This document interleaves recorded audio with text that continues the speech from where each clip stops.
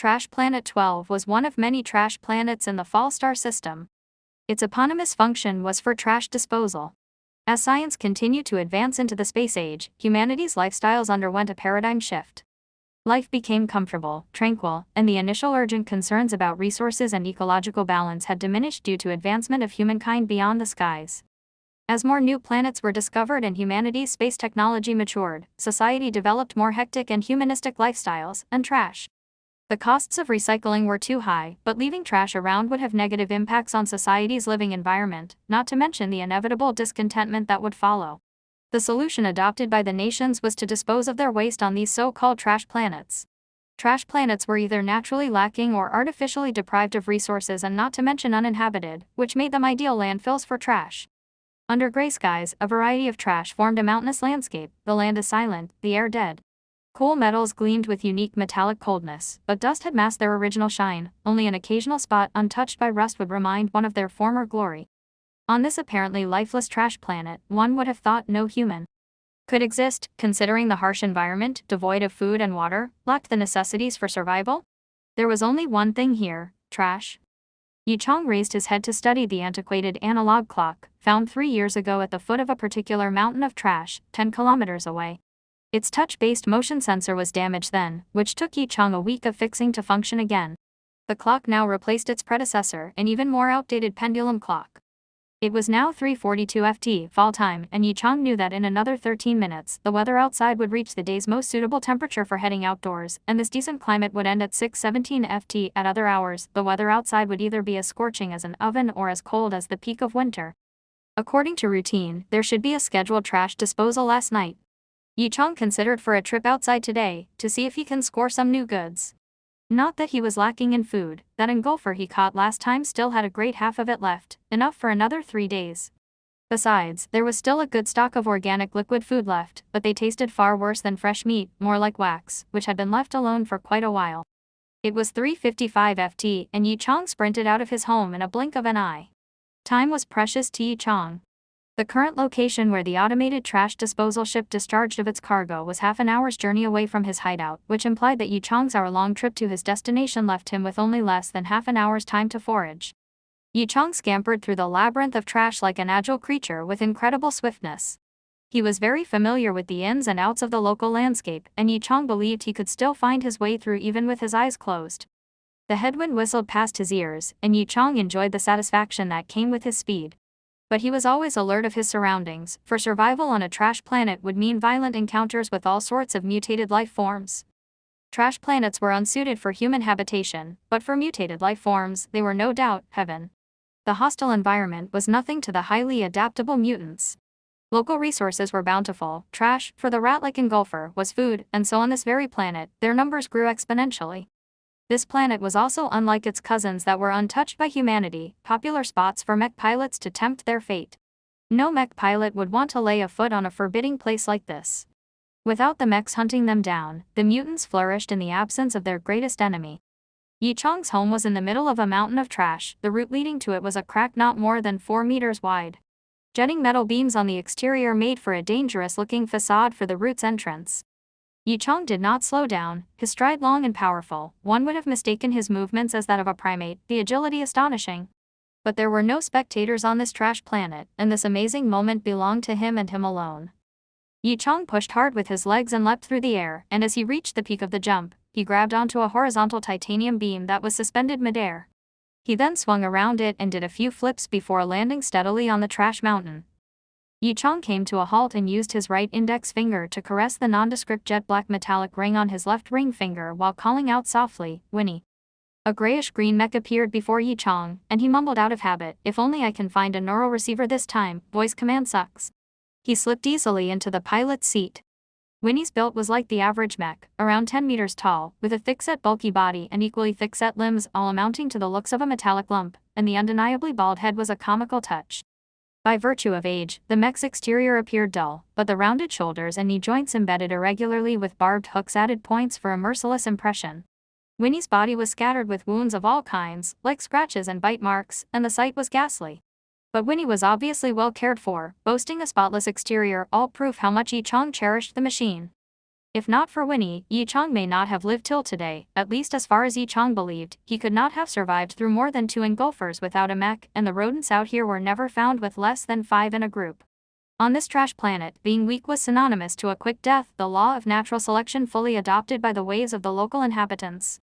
There was one person whose story reveals a close relation between a man and a mech, and that was Yi Chang's foster father.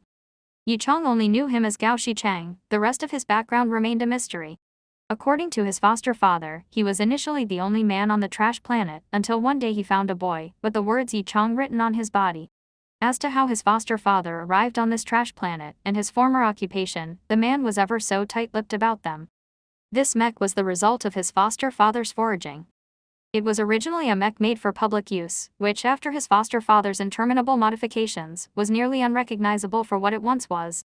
According to him, in the outside world, almost everyone owned a mech, but since most of them were recycled upon disposal, it was hard to find one on trash planets without a good deal of luck. Under his foster father's influence, Yi Chang developed great interest in mechs, and his foster father was generous in sharing his knowledge. The duo frequently engaged in exciting discussions around the very much aged mech processor at home. The mech was named Winnie, which, according to his foster father, was a classic brand of engines for outdated mechs. Unlike his foster father's preference for modifications, Yi Chang had an almost innate instinct and sensitivity in maneuvering the mech just as it is. As such, Winnie was always piloted by him.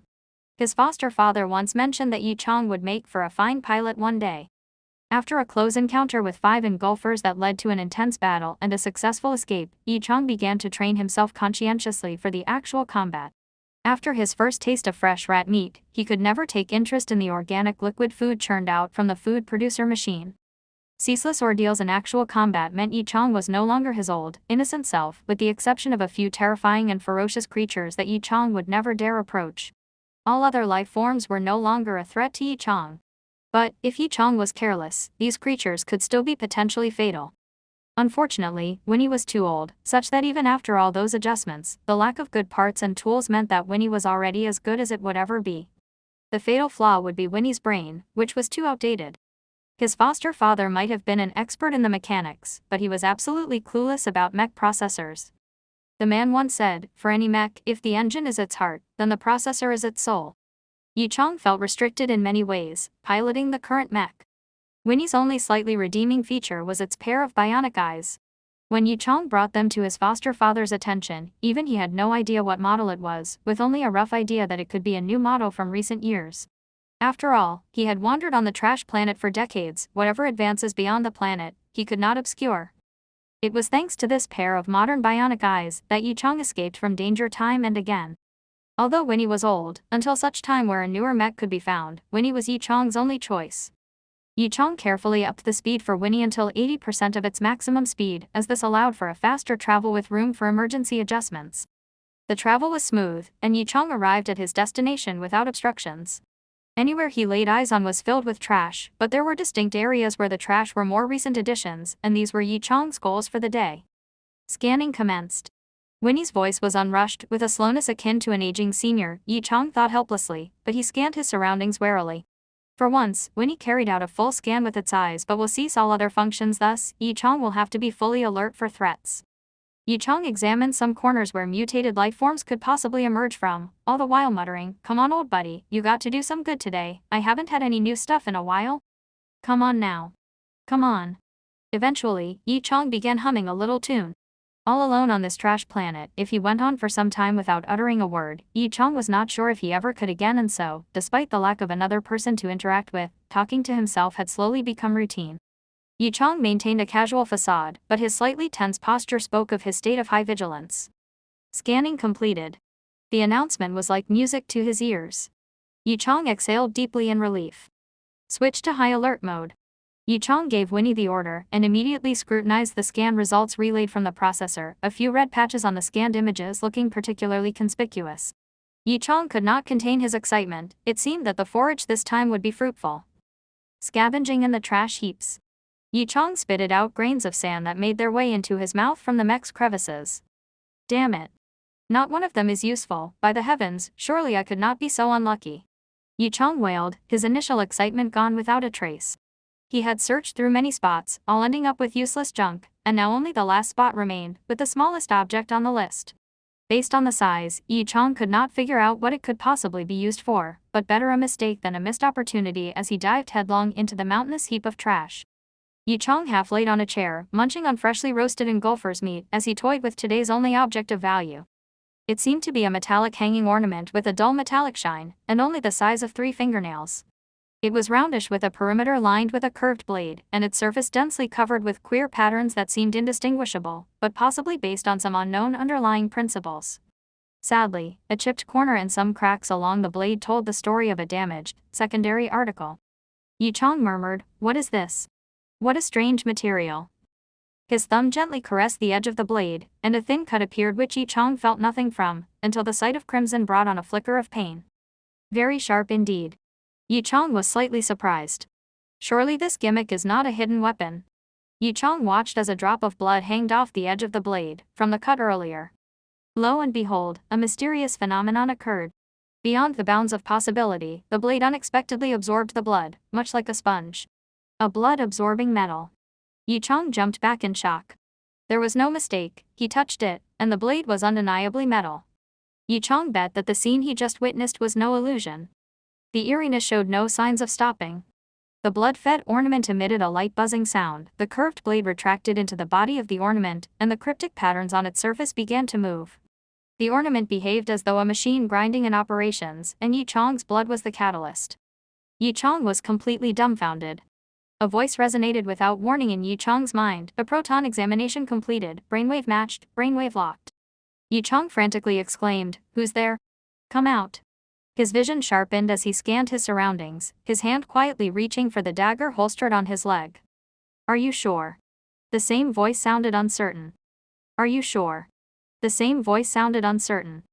"Nonsense. Just show yourself and we'll see." Yi Chong's expression betrayed mild impatience, but the intensity of his gaze were a contrast to his apparent emotions. Yi Chong arched his body slightly, like a bow ready to fire, prepared to deliver a fatal blow. "Then I'm coming out." The voice maintained its level tone. Immediately, the room dimmed, and Yi Chong did not manage a reaction before hearing a deafening rumble as a huge wave of trash engulfed him whole. The trash planet fell silent again. After a long stillness, in a trash heap near a pulsed signal relay station, a hand suddenly emerged from the heap, and a filthy man climbed his way out of the trash heap. Cough, cough. Bad things come in threes, huh? Yi Chong cursed as he shook the little rocks and sand grains out of his clothing. Up to this point, Yi Chong could not understand what had happened. Could it be that this was the legendary mode of self-destruction? He looked on at the sorry sight of the area, the entrance to his home no longer there, everywhere was just trash and more trash. Yi Chong shuddered at the aftermath. How long would it take to carve out another entrance? Yi Chong cursed murderously under his breath, "Once I find you, you little scum, I will make you pay." The fury in him burned like a lasting wildfire. As Yi Chong stared at the perpetrator of this whole incident, he found himself speechless. The root digging took 3 whole days, and the thought of the long and arduous process fueled Yi Chong's anger towards the perpetrator to new unprecedented heights. But when Yi Chong tried to deal with the perpetrator, the fire would not catch. Its metallic shell, aesthetic and powerful, the alternating blue and white laser coating pristine, the mech surface completely spotless despite being amongst filthy and disgusting trash. When Yi Chong found it, it was just quietly standing there, firmly, as though nothing in existence could ever perturb it. Yi Chong knew at first glance that he had found real treasure. If the first glance at the mech gave him joy, a second glance made Yi Chong understand profoundly the meaning of pain within joy. A huge scar extended from its left shoulder to its waist, even exposing part of its engine to the air, and the entire left arm was missing. It was as though a one-of-a-kind exquisite painting of perfection was forcefully ripped in half. This was a human-shaped mech, with a height of around 12 meters, its body painted with alternating blues and whites, with an elongated overall design, a world's difference from Winnie's thick-set bulkiness. The mech's body radiated a faint, mysterious metallic luster. The protective armor panels on the chest were like the abs of well-developed muscles, but not cumbersomely so. The icy cold profile had edges that looked as though they cut, and hosted an enigmatic pair of blue bionic eyes that blinked rhythmically, emanating a supernatural charm. Yi Chong was stunned as he stared at the dilapidated mech that destroyed his home. For a moment, Yi Chong was thoroughly captivated by this damaged but unique mech, as though the mech had bewitched his entire being with magic. Beep, self-assessment completed, engine functions at 86%, left limb functions at 0%, cabin functions at 97%, other parts are fully functional. The gender-neutral voice interrupted Yi Chong out of his fantasies. Yi Chang blurted, "Wah, this is the real deal, a self-assessing mech." If one looked closely, one could see Yi Chang's mouth gaping wide enough to fit an engulfer's thigh and even drooling. The damaged mech suddenly spoke, "Hello?" A mech that greets, Yi Chang thought in a daze, and greeted back instinctively, "Hello." The mech continued, "My name is Mu Shang, you can call me Mu." Yi Chang was still not out of his reverie. "Oh, I'm Yi Chang, you can call me Yi." Abruptly, Yi Chang came back to his senses and flinched as though burned on the ass. He pointed at the damaged mech and stammered, You can talk." The damaged mech that was Mu Shang nodded gracefully. "At a certain level, your observation is accurate." Yi Chang repeated in disbelief, "A mech that speaks?" Hum. With the addition of Mu Shang, Yi Chang's home inevitably grew in space to thrice its original size. From Mu Shang, Yi Chang came to realize that the hanging ornament was Mu Shang's spatial control, but Mu Shang seemed to prefer being outside than in the alternate dimension. Yi Chang was also grateful for the company. For a 16-year-old, loneliness was almost unbearable. Yi Chang sat down heavily, finally finished with his work, and completely exhausted. Mu Shang imitated Yi Chang's actions as it swooshed down to a sitting position beside Yi Chang with a loud thud. Dust erupted into the air, and Yi Chang was caught off guard amidst the chaos as he was sent tumbling to a corner by the strong gust.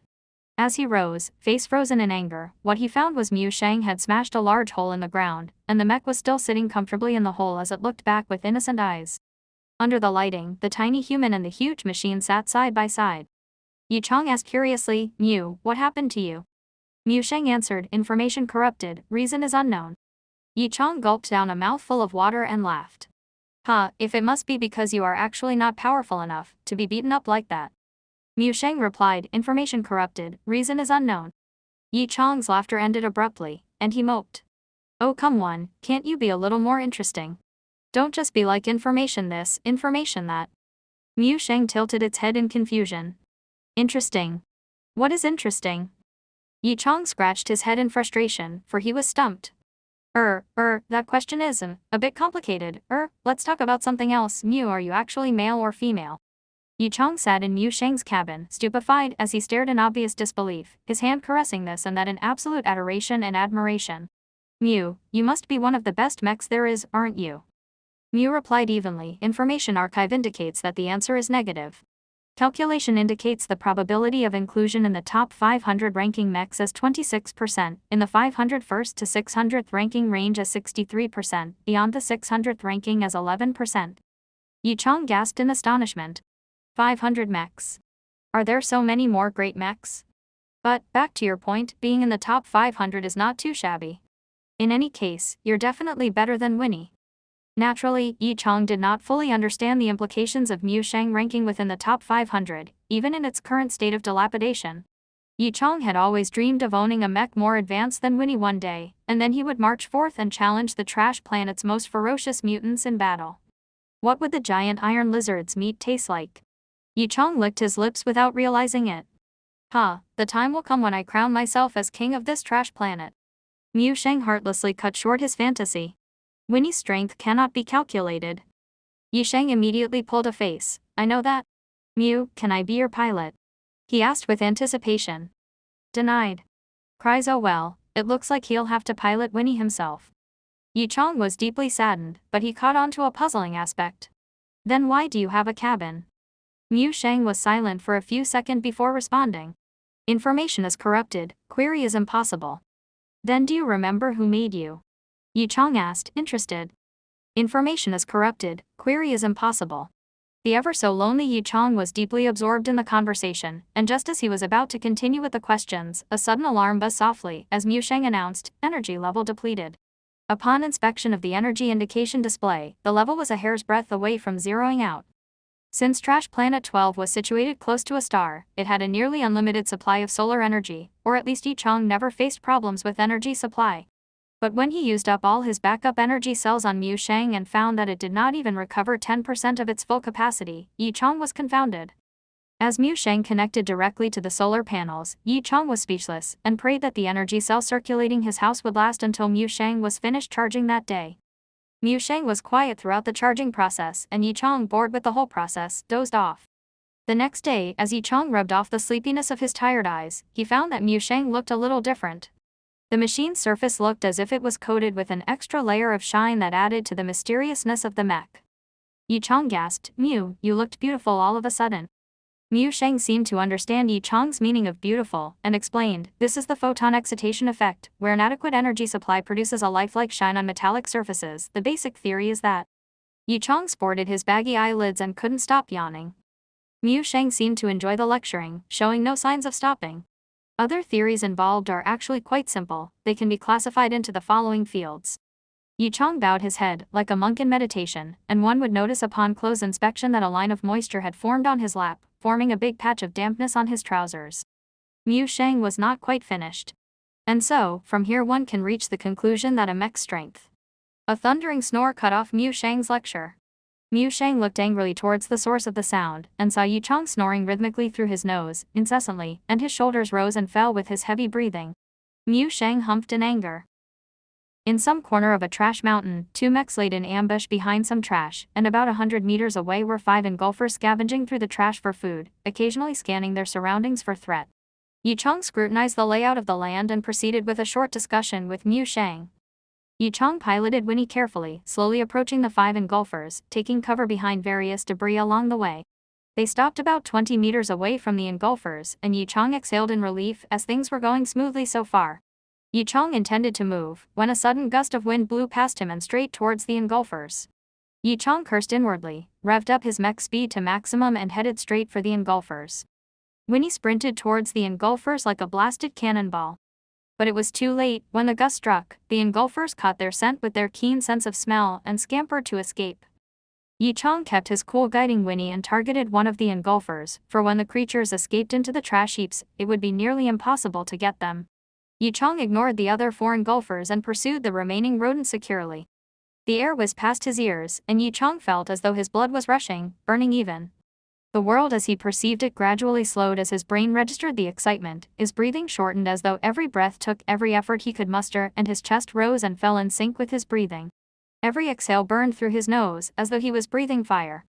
As he closed in on the engulfer, Yi Chang's hands kept steady, and began to regulate his breathing. Abruptly, Winnie ferociously flung a dagger. A resounding clink marked the weapon's landing not 3 meters ahead of the engulfer. The creature was running at full speed, and upon setting its eyes on the dagger, foresaw its potential bloody demise. The engulfer made a seemingly impossible twist, as it landed its forelegs on the flat side of the dagger and thrusted. It bounced off the dagger with its forward momentum, unharmed from the whole ordeal, executing a most remarkable feat. The engulfer's eye gleamed as if rejoicing the fact that it would survive the day. However, before the triumph was over, a sharp breeze headed straight for the engulfer, and even the creature's mediocre hearing could identify the horrors that came with it. The air squalling through the barbs on Winnie's knee joint shrieked dreadfully. If the machine's knees came into contact, the results would be fatal. Of all the life forms that could survive in the trash planet, none were honorable. Even when facing the seemingly hopeless situation at hand, the engulfer would not surrender. The engulfer arched its back, suspended momentarily in midair, and as Winnie's knee came into range, it dynamically bounced off the knee barbs with its forelegs, redirecting its momentum above ambushing Winnie's neck. Puff! A faint wheeze can be heard as the barbs pierced the engulfer's forelegs and sliced through its vulnerable soft belly, drawing some scars on its hind legs. On the trash planet, a wound this severe implied certain death, but that was not the engulfer's concern. The objective was to land a mighty blow on the enemy before its imminent demise. It mattered not if the blow was no threat to the enemy. Its fearsome teeth glistened coldly. These teeth that could cut through metal were the engulfer's last hope to leave an unforgettable mark on its nemesis. The engulfer's determination was akin to one's realization of one's soul, its act of self-sacrifice radiating with the utmost force of its life. The engulfer truly believed that this attack would be the most intense one throughout its entire existence. It's getting closer now. The enemy's neck grew clearer in view, and the engulfer felt an adrenaline rush. Just one more second, no, half a second. Just half a second was all it needed to execute the most splendid and glorious attack in its life. Its eyes were burning. Like fire, a blazing euphoria. Within seconds, the fire within extinguished. A silent blade that rose from below unhindered slashed the engulfer in half. In a flash, fresh blood and organs showered from above, splashing onto the rust-red soil below. Yi Chang finally simmered down. He looked up, and saw Mu Sheng observing quietly some distance away. The engulfer was hung on a 7 meters long titanium pole. Mu Sheng's strategy was simpler. Yi Chang positioned the mech right where one of the engulfers was escaping towards, making the oblivious engulfer defenseless against Mu Sheng's lightning speed and accuracy. Yi Chang waved at Mu Sheng from afar. "Hey! He picked up the both parts of his severed engulfer. Yi Chong boasted to the mech, obviously pleased. Well, my skills are not bad after all. Mu Sheng replied flatly, a complete disappointment. Yi Chong did a double take. What? A complete disappointment. Were you even watching? To be criticized so mercilessly at something he took most pride in was not doing wonders to Yi Chong's dignity. Mu Sheng did not ease up. With the exception of mediocre battle skills, your flying skills, shooting skills and tactical accomplishments were extremely crude. Your experience in real battle is not accessible due to the lack of information. No way. Yi Chong's eyes widened with a face of disbelief. Mu Sheng shrugged, the image of amusing eccentricity. Of course, error in assessment stands at 0.3%. Yi Chong refused to give in. You must be real jealous to bring me down like that. Mu Sheng, the possibility of that is nil. Then it must be because my mech's too old, haha. That must be it. One day I'll give you a try. Mu Sheng paused and continued in an odd tone, there were 31 escape routes in the trash heaps, how did you know one of the engulfers would pass by where I was positioned? Awesome right. It was instinct. Yi Chong announced, pleased. Instinct. Mu Sheng's bionic eyes glowed in response. Information insufficient, calculation is impossible. Yi Chong scoffed at that. Calculate. If you can calculate it, then it wouldn't be called instinct. Mu Sheng replied calmly, it is only an event with a small probability. What? You're saying it was a coincidence? Just luck. I'm telling you, Yi Chong exclaimed in frenzy. Two shadows stretched longer and longer under the setting star. The spire that was the pulse signal relay station near Yi Chong's hideout could be seen from afar, like a landmark, showing the way home.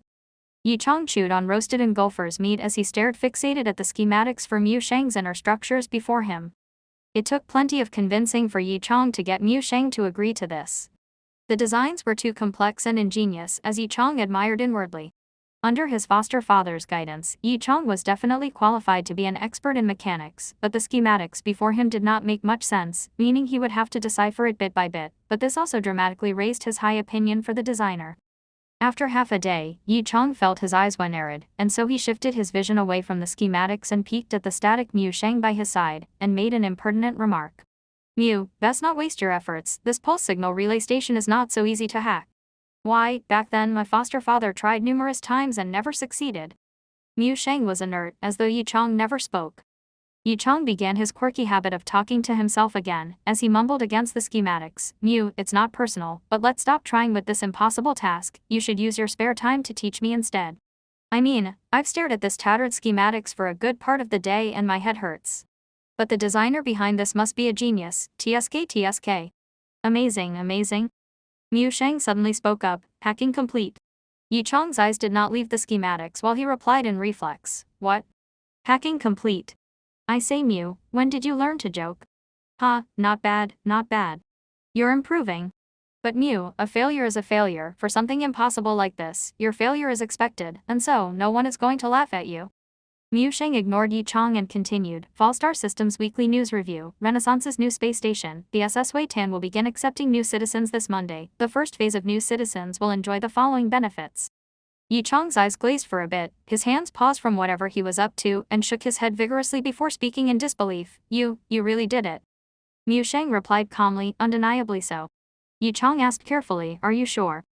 Mu Sheng, I am sure. I can finally learn about the outside world. Yi Chong jumped with glee and hit the ceiling with excessive force. Bang. Yi Chong was oblivious as he continued to run about his house in excitement, fully relishing in his joy. Mu Sheng observed Yi Chong's emotional response, his cool face softening around the edges, but the moment was over in a flash as it resumed its usual composure. Yi Chong carefully sat in Mu Sheng's cabin, put on the helmet, and laid down silently on the soft seating, but his heart was anything but calm. There was excitement, hope, curiosity, and a little trepidation against the unknown setting. These plethora of emotions kept him agitated, unable to calm down. Mu Sheng's voice rang in his ear, Yi, ready. For some reason, Mu Sheng's voice had a calming effect on Yi Chong. Yi Chong took a deep breath and answered steadily, ready. Just as he finished, Yi Chong's vision changed dramatically. Yi Chong shook his head dizzily, and Mu Sheng's voice returned when he felt better. Users accessing the virtual net for the first time would usually experience dizziness. This is normal, and has no negative health consequences. Yi Chong had a rough idea what that meant, and began to examine his surroundings. The first thing he saw was a screen made up of intertwined light rays in a wide range of colors. Those vibrant hues fluctuated and moved as though they were alive, creating and recreating new palettes. The strong contrasts in sight moved Yi Chong like never before. For Yi Chong, who grew up on a trash planet, the world was made up of only metallic blacks and whites, the yellow from the star's rays, and the sweeping color of rust. He never thought colors could be so dazzling, so rich. Yi Chong stood there, mystified as he took in the most stunning view before him. Someone passed by Yi Chong, noticed the look on his face, and swore under his breath, "Idiot." That swearing woke Yi Chong up from his fascination. Yi Chong could not help but felt a little bitterness. What would these upper-class people know about his hard life? Fortunately, Yi Chong was not one to wallow in self-pity. After feeling lost for a while, Yi Chong picked himself back up. As though sensing his change, Mu Sheng, who was silent up until then, finally spoke up, "Yi, you can walk through the light screen now." Yi Chong obeyed, and came upon a huge square. The square was displaying all sorts of machines that Yi Chong could not even identify, and the middle of the square was occupied by a large electronic display, broadcasting all sorts of news and information. The central square is the news area. This is also my first time here. Why don't you have a look around yourself? If there are any problems, just call for me in your mind, as I can detect your brainwave signal. All right. It's settled. Mu Sheng's voice ended abruptly, leaving only silence. Yi Chong smiled wryly inside, but his worries were quickly replaced by intense curiosity. Yi Chong observed around him inquisitively as he began to explore the area. More than a decade's worth of survival instinct led Yi Chong to be highly vigilant in unfamiliar territory. He kept himself about 2 meters away from anyone around him at all times, as that was his best striking range, so that he could respond in time to any unexpected circumstances.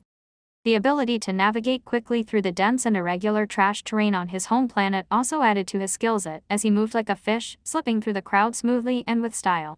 On top of that, compared to the relaxing, strolling pace adopted by everyone else, Yi Chong moved as though he was in a rush for something urgent, but that was only because on the trash planet, every second was precious. It may be a matter of better returns, or a matter of life and death. Yi Chong was like a vicious predatory fish wandering amongst the carefree, slow-witted fishes, obviously out of place, and a bit of an eyesore. His foster father once said, "Outside of trash planets, humans live in peace and happiness. No countless life-threatening mutated life forms, no daily scheduled storms, no food scavenging through the trash heaps. Instead, they wear bright clothing, eat fresh and fancy meals, living a life of peace and leisure. They go to school every day, with many friends, and they have many different kinds of mechs." Yi Chong once asked his foster father longingly if it was paradise out there, but his foster father said no. Yi Chong was baffled. If a place like that wasn't paradise, then what else can it be? The young Yi Chong had spent countless occasions imagining the outside world as he thought it should be, like the mysterious, promised land of dreams come true. Now, Yi Chong could finally experience the world he had long wished for. Yi Chong could not really understand what he felt at the moment, as he walked on absent-mindedly, not knowing where he really was. Yi Chong stared blankly at the ceiling. He did not exactly remember how he got back, his mind occupied by a lingering emotion, one that he couldn't really recognize. He would need time to process the day's experience. Mu Sheng said nothing. His silence made it hard for anyone to guess what lightning speed calculations were running through his processor. The ceiling was as it always was, unchanged, and the night was as silent as every other before it. Ever since then, Yi Chong began to explore in earnest the mysterious and enchanting outside world. Out there, one can find almost anything, limited only by one's imagination. Yi Chong quickly warmed up to this illusory but undeniably real world. It took him no time to grow out of his initial shyness and be in his element. And Mu Sheng was up to something every day, coming and going as he pleased, disappearing almost immediately after accessing the virtual net every time. Yi Chong's favorite place was a large township called Gudista. Various mechs were sold here, along with their weird parts and accessories. But most importantly, here was the meeting spot for many mech enthusiasts, where they frequently gathered to exchange their thoughts on the machines. They were mostly mech engineers or professionals. The township's manager even installed a medium-scaled mech information archive here, which Yi Chong was always appreciative of. Yi Chong enjoyed the area's deep scholarly atmosphere, while the locals also happily embraced this eager and forthright young man, taking him under their wings. Through their guidance, Yi Chong began to understand how outdated his knowledge was, but it made sense. Since all he knew were taught by his foster father, and the man had been isolated from the outside world for decades, it would only be weird if something from decades ago remained relevant today. Fortunately, Yi Chong had a solid foundation, and now he fully understood why his foster father was so strict with his foundation studies. His solid foundation also made learning easier as he took in new knowledge with great speed and earned the favors of the older men. Today, as soon as he reached home, Yi Chong slipped into Mu Sheng's cabin and put on the combat helmet. Although Yi Chong adored the virtual world, he did not lose himself in it. He understood that the trash planet was his real world, and if he became too immersed with the other world, he would face real danger on this treacherous trash planet. Yi Chong kept his defenses up every time he went outside, with his full attention, free of distractions. Once on the virtual net, Yi Chong went straight to Gudista. But before he could catch his breath, Mu Sheng's voice came up in his head, "Yi, let me take you somewhere." Yi Chong felt intrigued. Mu was usually up to something these few days, absent from his own explorations. Yi Chong followed Mu Sheng's instructions as he turned left and right, finally arriving in front of a huge building. Many people bustled in and out of the structure, and the place teemed with life. Yi Chong asked, curiously, "Mu, what is this place?" Mu Sheng explained, "This is the Mech Pilots NR Training Center, offering basic modules for pilots NR training and a platform for pilots to compare notes. Your skills were self-taught, and many of them were illogical? I came about this place by accident and did an analysis of the training content, and while I believe there is a 7.63% imperfection in content, training here would be immensely helpful to improve your strength." Yi Chong felt uncertain. NR training. What's NR training? Mu Sheng replied, "The full term is neurosensory reflexivity training. It allows your neural system to remember specific maneuvers. To execute maneuvers that are up to standard in reality would require large amount of training for your body to achieve the required memory standard. However, a reasonable NR training would greatly reduce this training time." Yi Chong began to have a grasp of things. "Oh, so it's like that?" Regardless, if Mu Sheng said it is beneficial, then it must be so, Yi Chong's inner voice concurred. The Pilots NR Training Center was built by the Fall Association for Mech Pilots and formed part of the available basic facilities in the virtual world. Yi Chong advanced into the main hall, neatly lined with many pillars. Some people could be seen passing by the pillars and vanished into thin air after a burst of light, and others seemed to flash into existence. The current Yi Chong was no longer an amateur. He casually walked to a nearby pillar, lightly tapped on the pillar with his finger, and a semi-transparent screen appeared before his eyes. Mu Sheng introduced, "There are 3 areas above where we stand: the basic training area, the mixed training area, and the battle area. Since this is your first time, let's try out the battle area." Right after Mu Sheng finished, the screen display altered, showcasing the opponents for each room, and the number of audiences. Yi Chong picked one of the occupied rooms at random. Swish, and he was in the room, standing before a black mech. Yi Chong immediately recognized this as a beginner's common choice of the Blackbird model, due to its ease of control, gentle learning curve and affordable price. However, its functionality was at par with its status as an entry-level mech, armed with only a magnetic sword, platinum shield and 2 alloy daggers, not to mention the 2 redundant heat ray guns on its shoulders, with such low effectiveness that Yi Chong could not possibly count on them, but in reality, it's because Yi Chong did not really know how to shoot.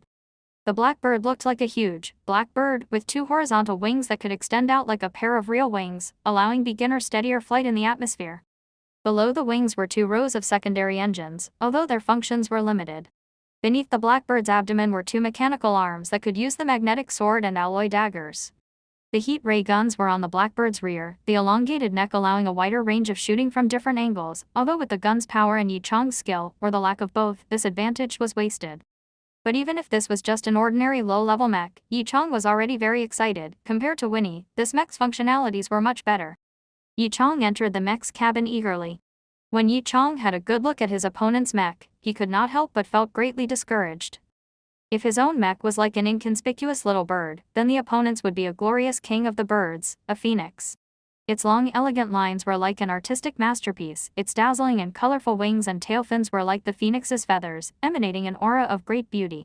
The flaming redness of the mech's body was a suffocating zeal. Even standing still, the mech exhibited an indescribable calmness and pride. Its name mirrored its appearance, Shadow Phoenix, as fast as the shadow, as magnificent as the phoenix. The Shadow Phoenix 2 model, the considerable amount of time spent at Gudista had made Yi Chong very familiar with it. Compared with the Blackbird, the 2 mechs were not even at the same level. The Shadow Phoenix 2 was a classic long-range attack mech, with great speed and advanced shooting systems as its signature features. Besides that, its beautiful exterior made it a popular choice for members of the female community. However, to Yi Chong, those nearly useless wings were a burden, and what use was an attractive appearance if it became the constant attention of the enemy? Without time for further pondering, Yi Chong received the signal to begin. Almost simultaneously both of the mechs moved. A glaring light shone upon Yi Chong, who had hit himself under the titanium shield, caused him to tumble. It happened so quickly that it left Yi Chong standing up clumsily and helplessly, finding out that he had been shot. The shield failed to perform its essential function to protect. The bullet penetrated it effortlessly straight to the edge of Yi Chong's rib on the left. The opponent was perplexed, realizing the fact that the shot was not able to finish Yi Chong off. Yi Chong in the meantime had discarded the titanium shield, for it was deemed useless. He sprinted for his life, hiding behind rocks or any kind of debris to distract the opponent. But the opponent was clearly equipped with battle skills. The calmness in the adversary suggested the trick did not work. SB11's strength was thoroughly demonstrated through the second shot. No suspense, no drama, nothing epic. After being knocked down countlessly, Yi Chong was enraged with his eyes reddened, demanding a rematch again continuously. Mu Sheng's voice nonchalantly rang in his ears. There are scientifically 62 kinds of strategic ways to dodge a shot. Do you need me to teach you one? Yi Chong replied with a tantrum. You rusty nuts and bolts. You just watched me die a gazillion times and all you could do was lie there and talk. Was that on purpose? Man, you really don't care much, do you? Mu Sheng on the other hand responded with laid-back attitude. Well, according to psychology, humans are more prone to remember pain and failure with a probability of 90 to 96% and by chance of 52 to 63%, the individual would utilize the experience as a motivating factor. Thus, I believe that by now the experience had successfully been imprinted on your mind, had it not? Yi Chong leapt out of his mech as he spat. You are good. He had an urge to smash this piece of blabbering trash in front of him into pieces. Mu Sheng couldn't be bothered and pulled out a visual from nowhere. Yi Chong contained his fury and swallowed his anger as he closely viewed the video clip. It was a brief video clip that lasted less than 10 seconds. There was no space for Yi Chong to figure things out as his eyes were glued on every frame of the clip as Mu Sheng's words echoed, "Look carefully." It was the same Raven form mech, but it was more nimble, so agile that it could perform non-orderly wave movements as smooth as the ripples in the sea. There was no point of stagnation, making its next move extremely unpredictable. It was then that Yi Chong realized the beauty of the highest craft. His blood was burning as passion grew in him tremendously. The amazing skills the expert held could potentially be his. The desire. Sun Xuelin couldn't help but gaze at the opponent named YC before her in awe. Even though they were never at the same level, YC would always stand back up one defeat after another, a great tenacity that no commoner could muster. The victory that came easily one time after another did not satisfy Xuelin. YC was undeniably a rookie in this, the mech he used justified it. A raven is always a symbol for rookies. There was nothing triumphant about a victory won against a newbie to a person who had been properly trained since young like her. And more strangely, whenever she received battle requests from YC, she could never resist clicking the accept button, in which the outsiders would only find the fight to be pointlessly boring. Of course, a man of bravery should always be given a chance. Xuelin thought in order to comfort herself. She didn't notice at all the curiosity that rose which bubbled deep inside her. What kind of a person is YC? At a place far, far away from Trash Planet 12, Xuelin bit her cherry lips, her expressive brows tightened, her sweet face melted into bitter ponders as this time, YC no longer sent battle requests to her but instead remained silent. Is he finally giving up? Xuelin exhaled a sign of relief. Well, if it wasn't the time to give up. The simple functions of a raven could never dodge an attack from her SP2. Right, time to give this rookie a lecture about the basics. Before Xuelin could lift her lips, the battle request popped up in her face. Are you not done yet? Your struggle is pointless. You should recognize the differences between both parties. Xuelin grumbled in her mind. Her hands acted faster than her mind, and before she was aware, she had already hit the accept button on the screen. Hee, just one more round I guess. Xuelin snickered as her expression lit up as bright as snow.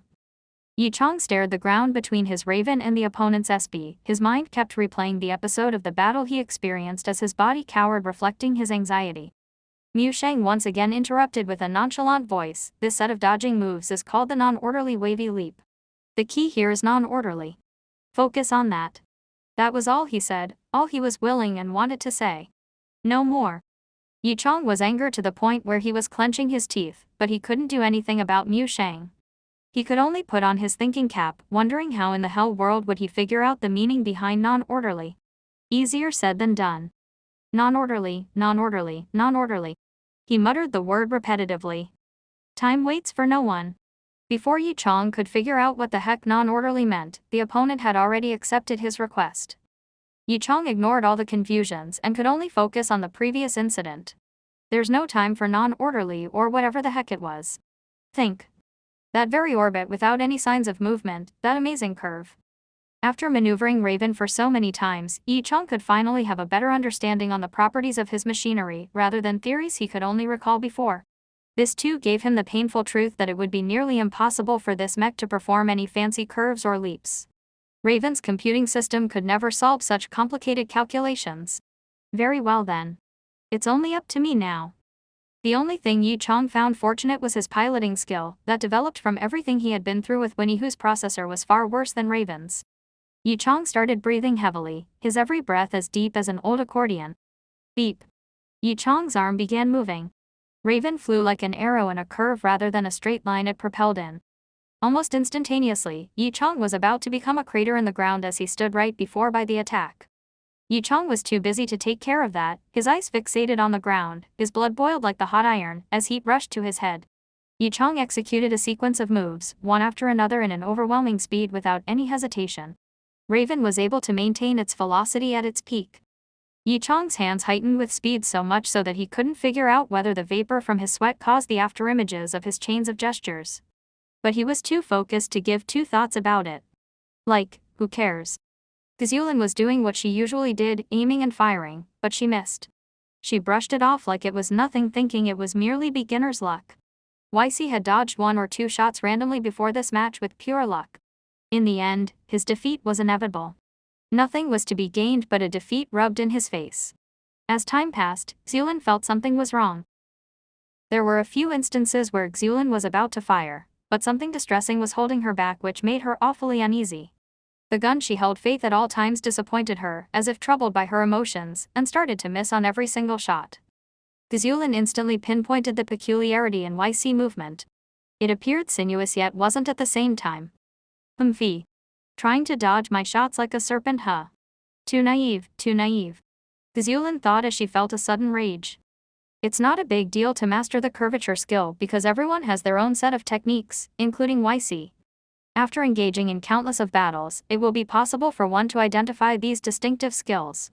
The regularities in YC curvature skill had already been spotted, seeing that there were hardly any variations which Xulin couldn't recognize.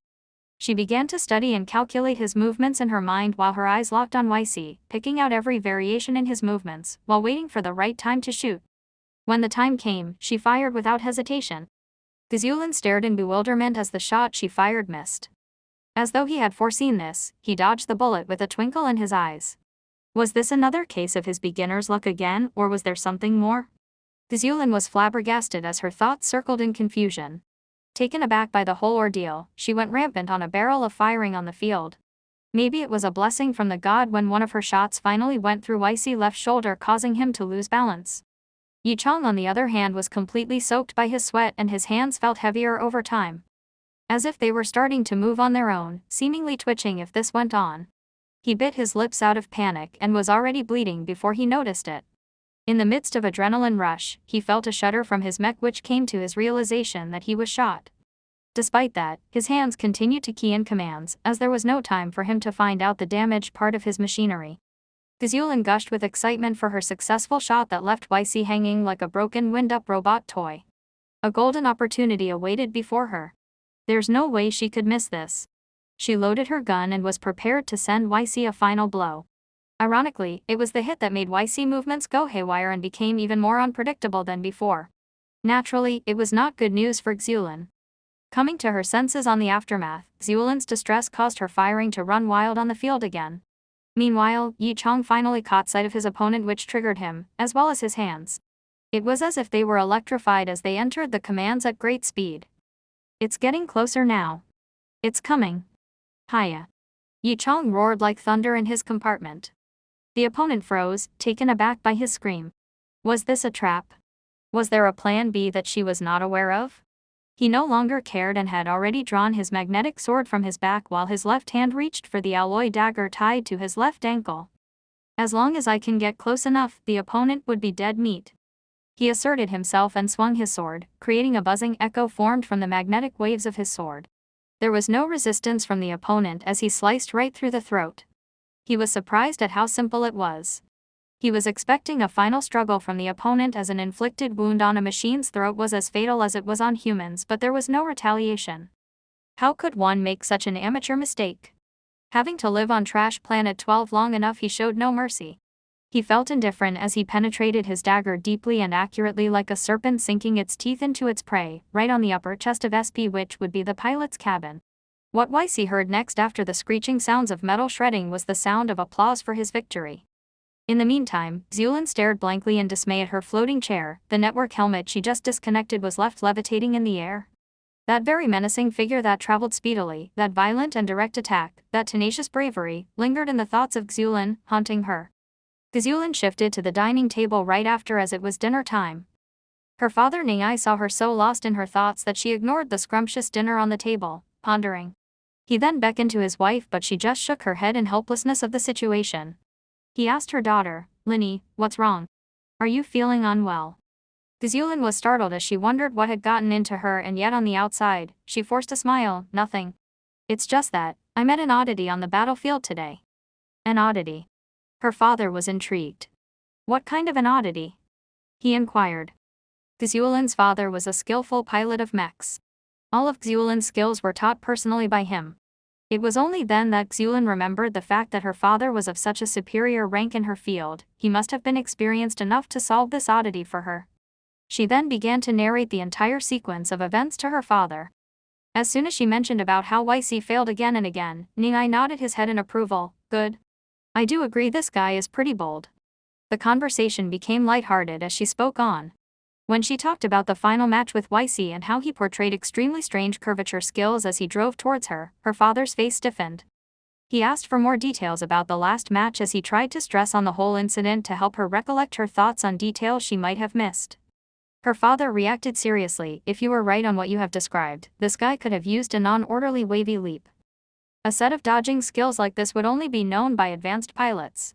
This is simply because not only does it requires a high-level manual piloting skill, it also requires a mech that is advanced enough. Only a sophisticated processor with a sophisticated mech could execute the complication in this set of calculation input." But, he was only using a Raven. Zulin was puzzled. "And that's why this was such an eye-opener to me. Theoretically and under normal circumstances, a Raven could never complete such an execution. Reason being is that it has limited processing capabilities even with a master piloting it. Thus, there could only be one explanation for this. He must have modified it by installing a powerful processor into the mech." Zulin gasped in disbelief. "But I still think he's just a random rookie from out of nowhere." Seeing his daughter making such a statement, he snorted. "So what even if he's just a random rookie from out of nowhere? Can't a rookie modify his own machinery? Plus, it could have been his teacher or his senior who did the modifications for him to ensure compatibility with his special way of combat. But well, this guy sure is something to be able to perfectly perform movements of such complexity." Still not convinced, Zulin rebutted. "Well then, why did he not use it in the very beginning? Why only execute it after a myriad of lost matches?" Startled, her father replied, "Oh, this part, huh? Well, it's probably because ugh, Zulin, let's just finish up our dinner. We have already discussed this at length, and look." The dinner got cold. Niai's mother beamed at her husband, who let himself into such an awkward situation. Even if Xuelin's father's deduction made sense, somehow she still thought there was something amiss. The reality didn't seem to be like what he had said to her. However, she could not point out exactly why she felt awry. Her gut's feeling said so. Nevertheless, just like how her father never expected that someone could perform this set of moves manually without the aid of the processor, Zulin too never expected it in her mind. The discussion was a cliffhanger of embarrassment as she knocked her head, which felt like it was about to explode from her contemplation. "Fine. Whatever. Never mind. Screw this. I'll just ask him myself the next time we meet. Simple," she thought. Yu Chong had just gotten himself into a sticky situation. He crawled out of his cabin, as if he just swam back to the shore, all drenched, drained of energy and fatigued. Something went wrong with him. His hands looked fine, but his fingers were squirming. Ugh. An ache that felt like it was seizing his bone marrows, rushing through his spines, and bombarding his brain one wave after another. If it wasn't for his great endurance, he might have passed out right away. He wheezed, barely catching his breath while his face turned pale from immense pain. Despite the excruciating pain, both of his hands appeared all right to him. They were not swelling and there were no cramps. They seemed perfectly fine, that not even a strand of hair was lost. Not a single one.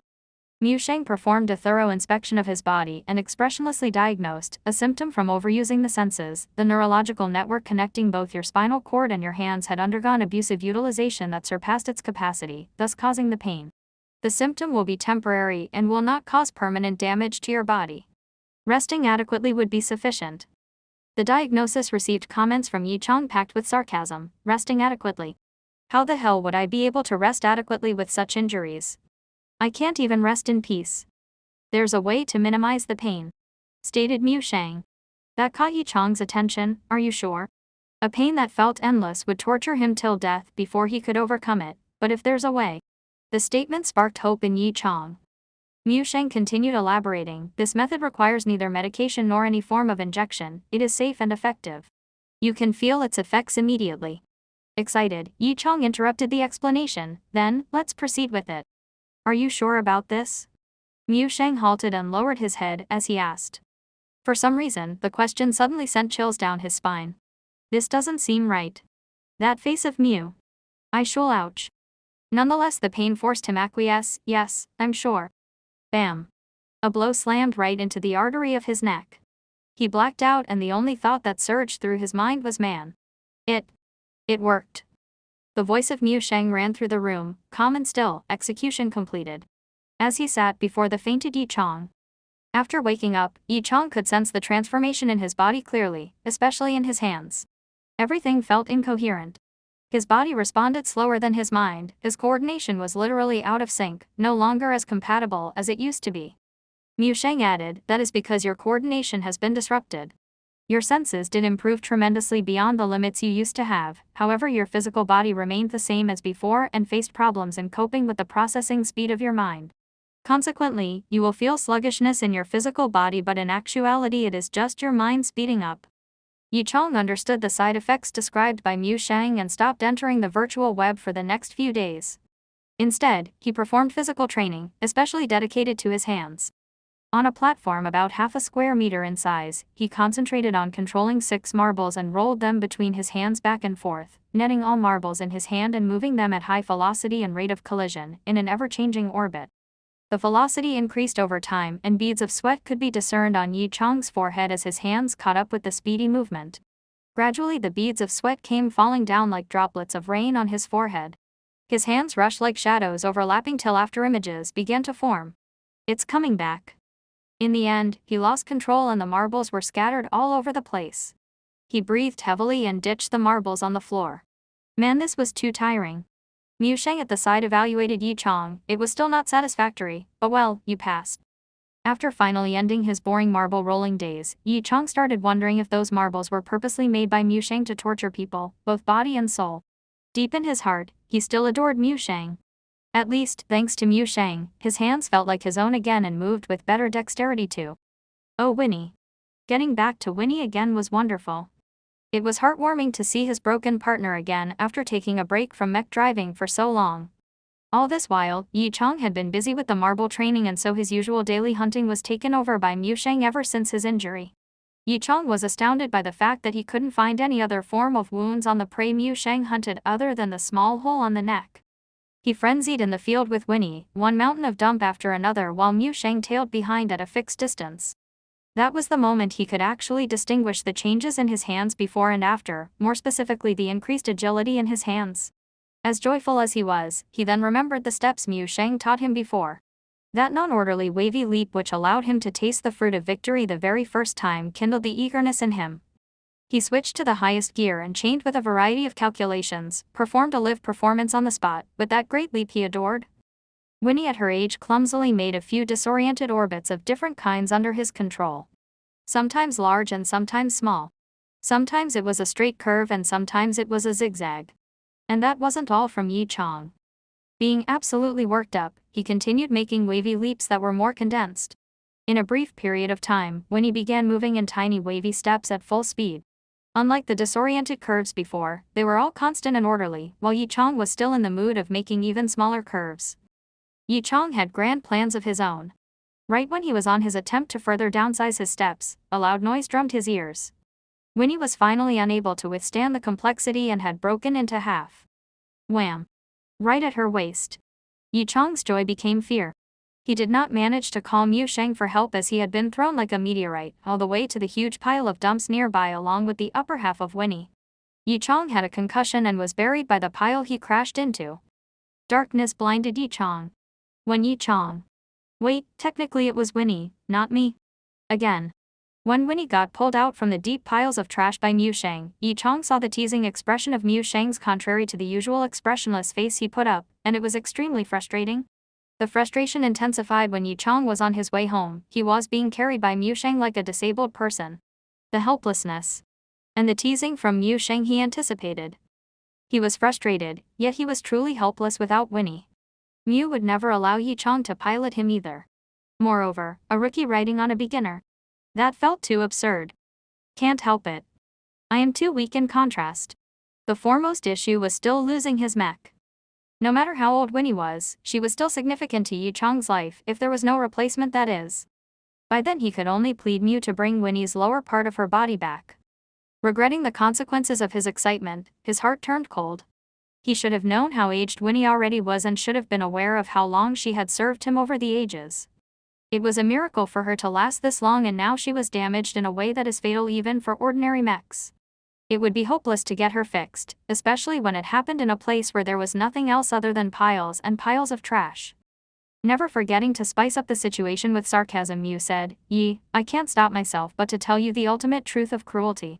The possibility to get Winnie fully repaired would be 1% and below. So stop gambling with a chance this low. It is against the value theory. In layman's terms, it's not worth it.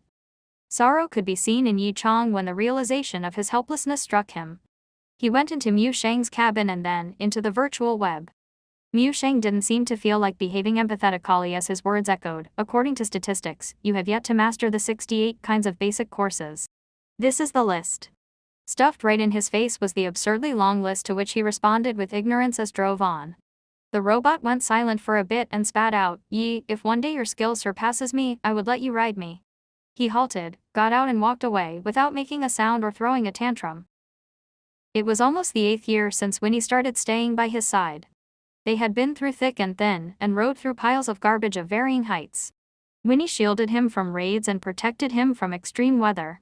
Winnie was the reason for his survival. It was his reassurance in life. She might be worn out, but in her lay the kindest elderly soul he could have asked for, in which she faithfully and dutifully fulfilled by serving her owner for the past few years. Something felt trapped within Yi Chang. What was it?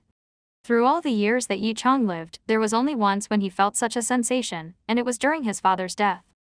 Is this grief? He whispered to himself. I wonder if Papa was doing fine on the other side. Holding his chin, he thought in an endearing misery. For the whole day, he spent his time alone at a deserted spot on the planet. After that, he made his way to the training center and called Mu Sheng. Mu, show me the course plan, he said in a casual tone. In the meantime, Xulin was irritatedly occupied. These few days she searched every single room on the battlefield, longing for a rematch with that person that left her with more questions than answers. That YC guy. Though disappointment slapped her in the face again and again upon seeing rooms with anyone else other than YC, she was not going to give up. If YC could face failure or any kind of letdown over and over again, so could she. The encouragement rang in her head. Yet, this is going to be another wild goose chase today. The day seemed to be anticlimactic as expected. Meh. I'll just go and visit Cousin Shou. She should be at the basic training field. Cousin Shou was the daughter of her second aunt and they had been good friends since childhood. Unfortunately, Cousin Shou had failed her mech examination several times before. Her mother thought of Xulin's father, Sun Ning-ai, while she was thinking of a solution. She then begged the great man to enlighten her poor daughter so she could pass. Still, the man was great for a reason. He was so engaged in his work routine, he didn't even have the leisure to keep the promise. As a result, the promise was inherited by Xulin. The basic training field was used to its vacancy. At most, there would only be a few people using it. Most pilots in training did not fancy the NR training for its efficiency in comparison to actual hands-on pilot training. In addition, these were so elementary that everyone had mastered the training back during their early childhood. The emptiness of the field was justified. Idly, Xulin browsed through the rooms on the field. The room Cousin Shou was in was soon found and she entered immediately. It was a spacious, open land with a number of obstacles on the ground. Cousin Shou was unsteadily walking through. Xulin did not intend to interrupt the training her hardworking cousin was having.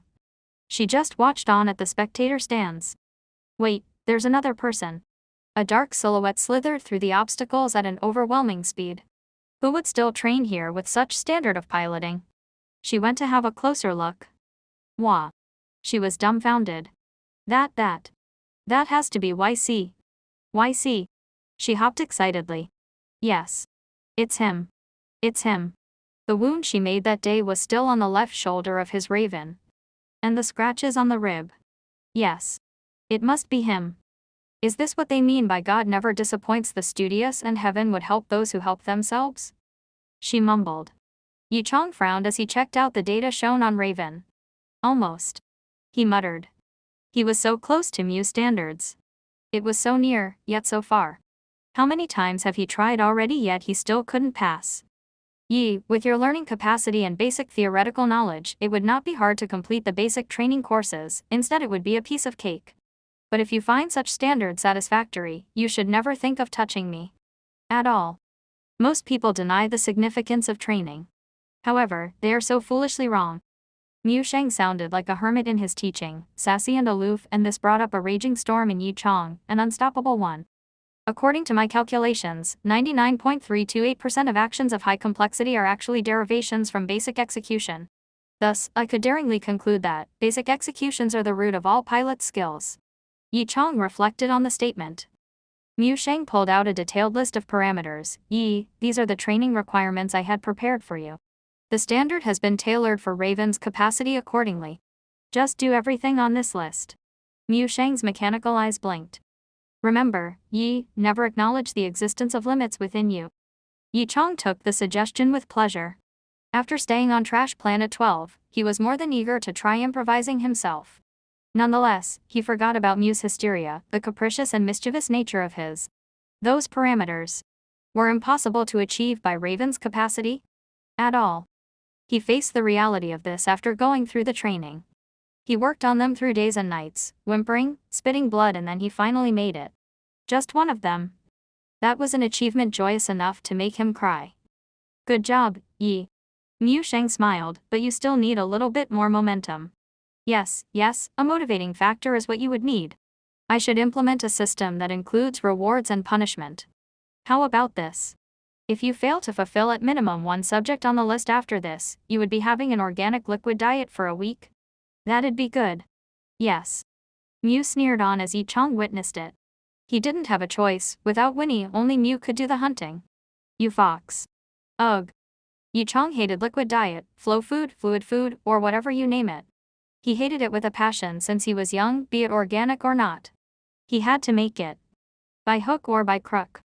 Soon it was the last day of the week. If he did not succeed, he was going to be fed with the infamous white, sticky, gooey liquid food for real. Just by looking at it was enough to choke him.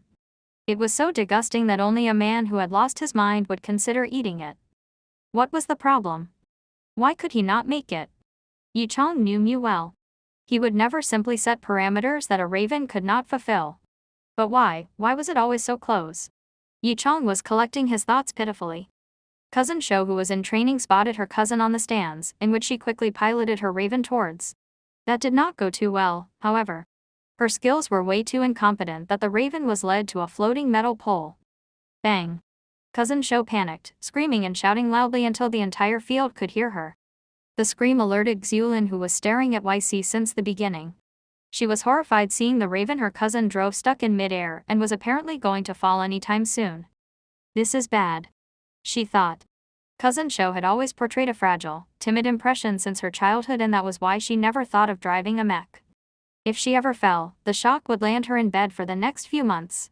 Or even worse, a trauma in her memories forever. Then, she would not even dare to approach a mech ever again. Xulin immediately got onto her SB2 and moved towards Cousin Shou at maximum speed, hoping to grab her before she fell. But there were too many random obstacles in the air, and those halted her. Cousin Shou would hit the ground in no time and she could not reach her. Tears flooded her eyes as it was filled with anxiety. No. Meanwhile, the scream from Cousin Shou had also alarmed Yi Chong as he turned his head and noticed a mech of the same raven he piloted too. He did not hesitate and began inputting commands. His raven glided to its compatriot on a whim. Perhaps it was the conscience sunken deep in his mind, in which he wished for a companion more than anybody else after his lonely days with Mew. There was no time to think, and those scattered obstacles relived the scenery of the hunting field he used to go to. The set of inputs he learned over the past week flashed in his mind. As if awakening, he subconsciously began inserting commands without difficulty. He turned out to be much slower than usual in the end. Yi Chong's raven weaved its way through the flock of obstacles, like a breeze on a spring day, naturally, freely and directly.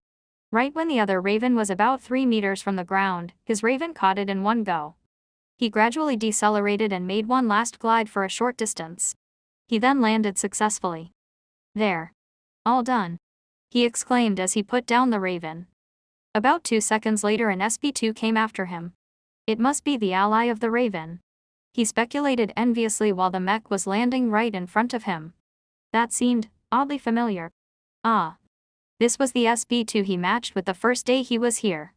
He nodded slightly in respect as he watched it inching towards him. He intuitively took a look at the processor. What? I actually completed the training. Yi Chong's brain jammed for a bit seeing the notification on the interface.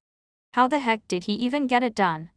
He hopped onto Raven and started going through the training programs, disregarding the number of tries and the ways he had done them. The parameters were all fulfilled, which perplexed Yi Chong. How did I even make it? Ugh, never mind. He wasn't that keen to get to the core of this mystery anyway. What was more important lay in fact that there was noteworthy advancement made in his piloting skill and most importantly, no liquid diet the following week. Oh joy. He did not stay any longer and ejected himself from the virtual web. To the marble training. The marbles were waiting for him. Though he had recovered from the desynchronized body movement symptom, Mew added marble training to his daily training schedule ever since Winnie got damaged. It might seem meaningless at first, but after the training, Yi Chong learned the fact that speed was indeed not everything. Returning to the virtual web, Xulin was trying to calm her poor cousin down, as she probably was intimidated from her near-death experience a moment before. Xulin held great appreciation towards YC. Thanks to him, Cousin Shou was saved right at the nick of time. Imagine if this YC guy was never there, oh the tragedy that could have happened. Wait. Her mind drifted to another perspective of this incident. He was at a location further away from her yet he managed to make it there before her.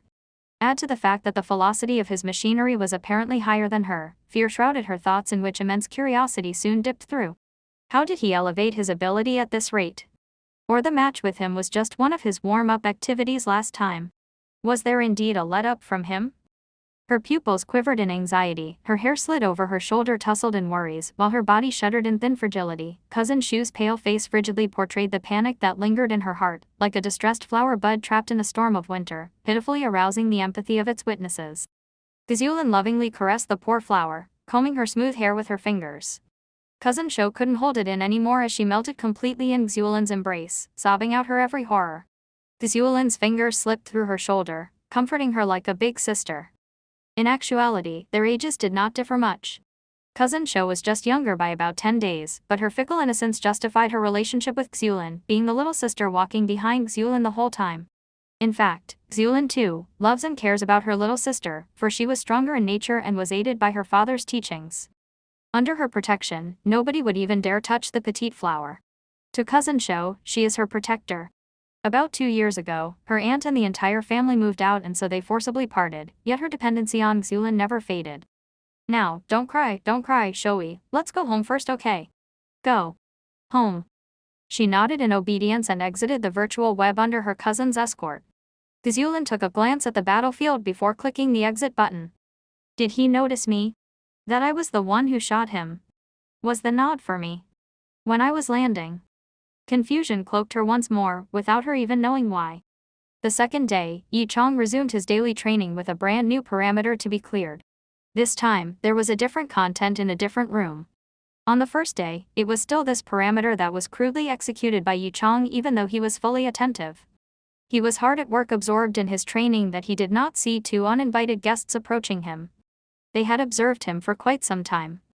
Was that even the YC guy I knew from the battlefield yesterday? This guy that caused me anxiety. It was Xulin, whose mouth gaped large enough to fit in a hard-boiled egg as she watched on. She couldn't believe her eyes upon seeing that YC guy that was doing everything so clumsily. From an expert falling to an amateur again, even if this was conducted in the basic training field, it was still as shocking as a human eating an alien's, not to mention the training was something she had accomplished when she was about 8 to 9 years old. Yet, his performance was extremely uncoordinated. The shock in Xulin just skyrocketed from surely to very to immensely and to extremely, and it was still multiplying. Hasn't he done his basic course?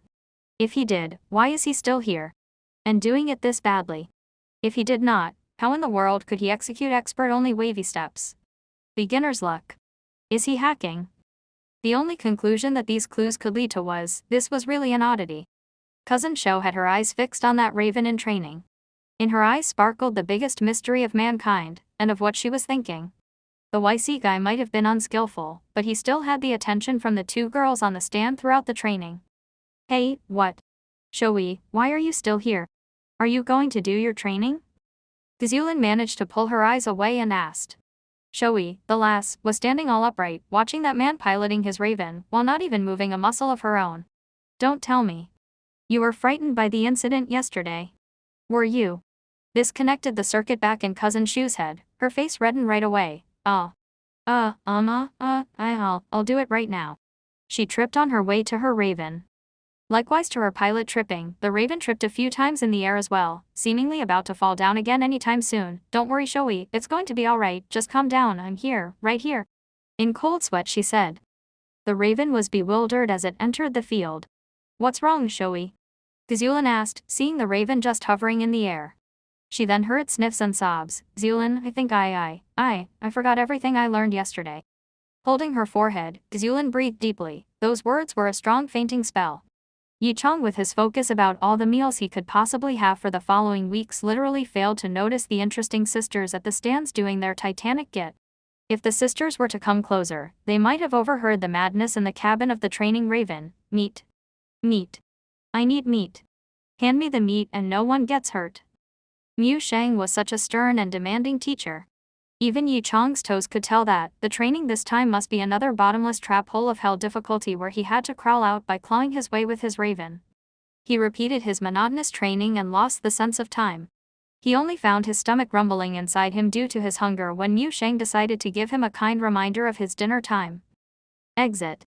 Yichang pressed, leaving the interesting sisters staring at the blank spot he left, astonished. Ever since then, it seemed to have become their additional routine to check the YC guy out daily. Of course, even a so-called incompetent greenhorn like Yichang would have noticed. Being alert anytime, anywhere was the survival sense ingrained in Yichang. But the 2 mechs were merely watching him from afar, hovering in the air quietly, with no other interference coming from them. He feigned ignorance. But still, he did not get it. The content of his training had nothing sophisticated, in fact, it was also minimal. Weren't they annoyed by it? It was none of his business anyway. He just continued training as they watched on. He told himself that if he did not work hard enough, the muddy pile of unknown substance would await him at the dining table when he got home. Liquid diet for the next week. The trio never talked to each other, at most, they nodded at each other. Time passed and Yichang made a breakthrough in his training. He could manipulate 10 metal marbles at once for 1.5 hours continuously, along with his improved physique. He could feel the strength increasing with certainty. Speed-wise, he was 5 times faster, and strength-wise, he was 7 times stronger. As for reaction speed, he became 11 times faster compared to the past. The puzzling part of his development was that his weight had hardly increased. Even Mu Sheng did not expect this. By then, Yichang could already hunt simple creatures on his own without relying on any mech. He could prove his strength in this aspect. He was holding a thin blade in his right hand and a nicely roasted drumstick from the engulfer, as he swiftly sliced pieces of them with the blade while they formed circles as they fell. He gently picked them up with the point of his blade, and tossed them into his mouth.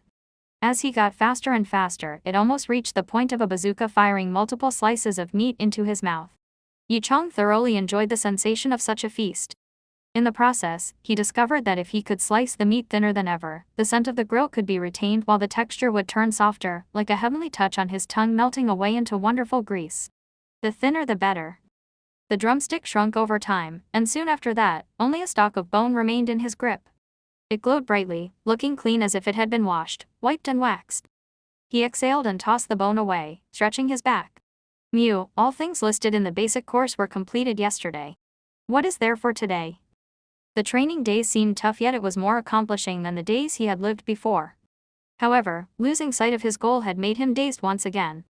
And that was the time he recalled the SB2 and Raven he saw every time, hovering over the field. We didn't even speak, I just nodded when they nodded too. I wonder if we would ever meet again. A sense of longing suddenly grew in Yi Chong for the two strange yet familiar friends he made. I think I ought to tell them that I will no longer go to the training field tomorrow on war weight. Maybe not, meh. Yi Chong decided against it right away. Friend. PFFT. What if we were just acquaintances? I guess I'm the one who has been thinking too much. We aren't from the same world in the end. Seems like it would be better to leave it just like this. If I were able to leave Trash Planet 12, maybe I would still stand a chance, but... Yi Chong started his wild imagination on the scenarios of the what-ifs if he did or did not befriend them officially. Mu Sheng on the other side of the room mumbled, "Practical? We are doing practicals. Gain some experience from it, then we can proceed to the more advanced courses." The answer from Mu Sheng was more exciting than the silly fantasies in Yi Chong's head, in which he ended instantly. Practical. All right. I love practical. Man, do you know how boring it is to train all day and night? After training all this while, he could finally obtain the opportunity to flaunt his moves. Yi Chong looked forward to his practical day with much enthusiasm. Like and subscribe.